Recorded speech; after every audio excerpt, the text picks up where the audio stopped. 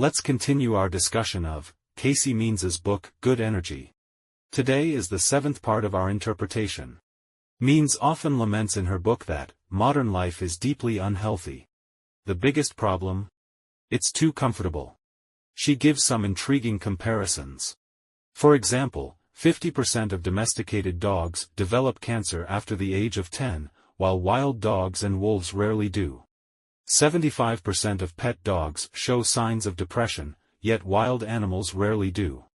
40% of modern humans develop cancer, yet chimpanzees, who share 99% of our genes, seldom do. Clearly, our lives are less natural than theirs. A personal note. Means's statistic that 40% of people get cancer was new to me. I had previously heard 20%. After checking, I found that the lifetime risk for Americans is 40.5%. In high-income countries, it averages 38.5%. In developing countries, the rate is lower, partly because of lack of screening or shorter lifespans. People might die of other causes before cancer appears. This is also true for wild animals. But there's also another reason. Americans live too comfortably, which leads to higher obesity rates.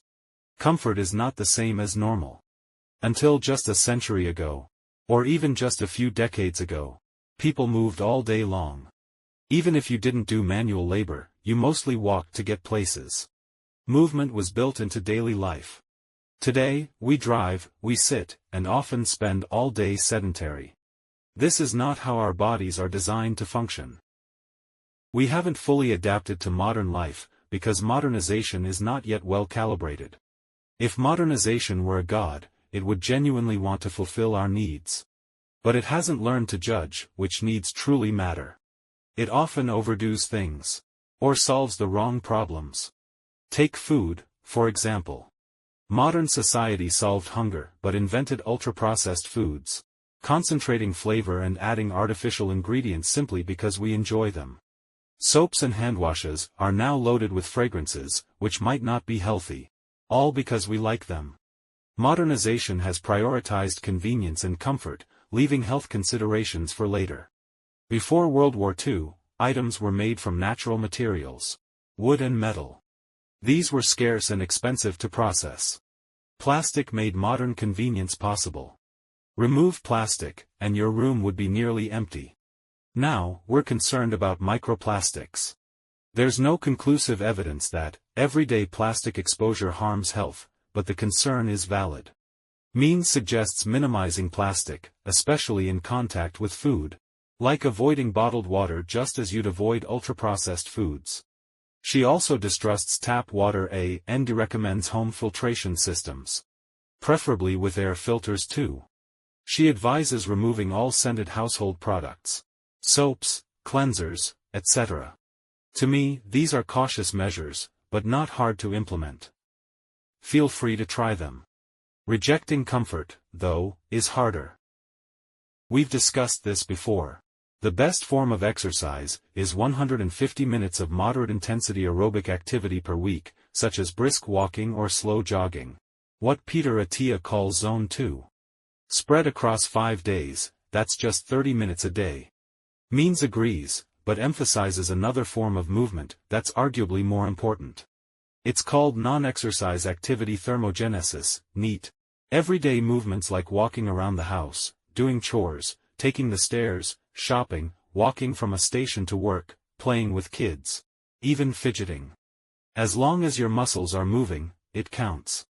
These aren't workouts, but they still involve muscle contraction, which brings enormous benefits. Muscle contraction helps calcium enter cells, allows cells to process glucose without insulin, clears dysfunctional mitochondria, enhances antioxidant capacity, and creates mild acute inflammation to strengthen immunity and reduce chronic inflammation. Simply put, move frequently. Don't rely on that 1/2 hour workout.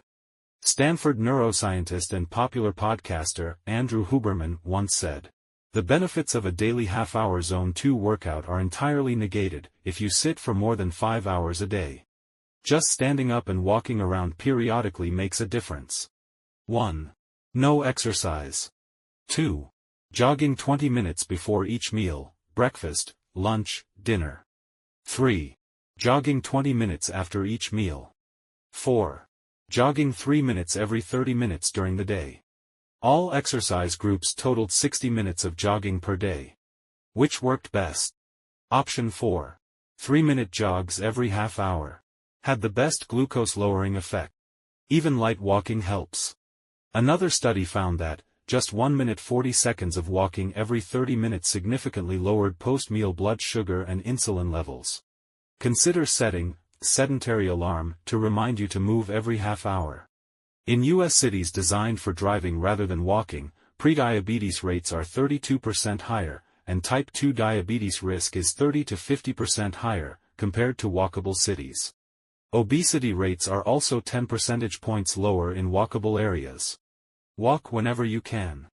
In the past 200 years, average human body temperature has dropped by 1 degree Fahrenheit, 0.56 degrees Celsius, likely due to reduced physical activity and lower metabolic rates. Today, American adults walk 3,000 to 4,000 steps per day. Hunter-gatherers walked about 20,000. Means recommends at least 7,000 steps daily. Ideally 10,000.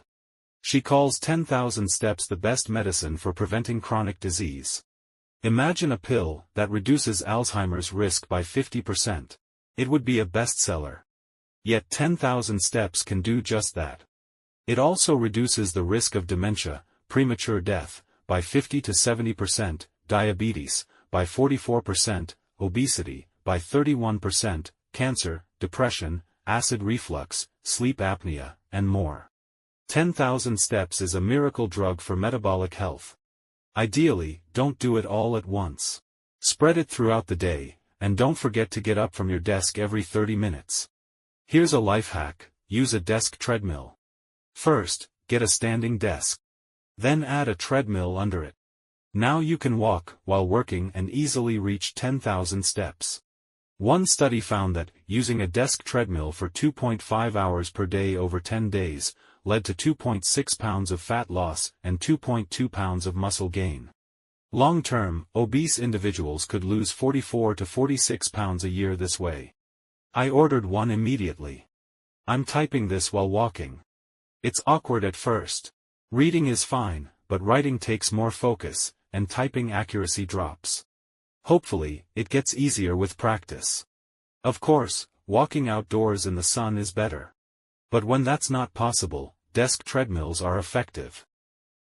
The spread it out principle also applies to hydration. If you need 90 ounces, 2.7 liters, of water daily, don't chug it all at once. Keep a water bottle nearby and sip frequently. Means offers 3 simple exercise rules. 1. Walk at least 7,000 steps per day, ideally 10,000. Spread out across the day. 2. Do 150 minutes of Zone 2 aerobic activity per week. 3. Do resistance training multiple times per week, targeting all major muscle groups. Follow these, and you'll be on a path to better health. If you have energy to spare, add high-intensity interval training, HIIT, to boost metabolic function.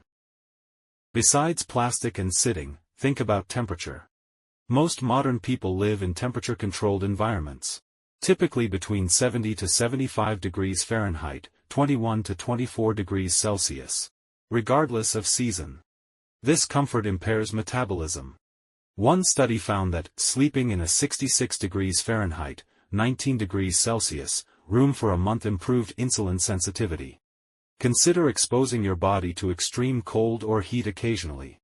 Cold exposure boosts brown fat. Unlike white fat, which stores energy, brown fat burns it to produce heat. More brown fat means better metabolism. Some health hackers use cold plunges or ice baths. Means suggests a simpler alternative. After your shower, turn the water cold for 2 minutes. You'll feel great. Extreme heat comes from saunas. In Finland, frequent sauna use has dramatic health effects. Men who used saunas 4 to 7 times a week had 63% fewer heart issues, 40% lower all-cause mortality, 66% lower dementia risk, and 65% lower Alzheimer's risk compared to those who used them once weekly. Huberman recommends 47 minutes of sauna and 11 minutes of cold exposure weekly for metabolic, insulin, and growth hormone benefits. In summary, comfort is not the path to health. To be healthy, you must move. Build resilience. Occasionally challenge your comfort zone. Acute stress helps your body grow stronger, fight inflammation, and increase antioxidant defense. That's it for today's content. Thank you for watching, and I'll see you in the next video. If you feel there is value in this, please like, subscribe to this channel, and leave your thoughts or suggestions in the comments section. Let's grow together and read more good books.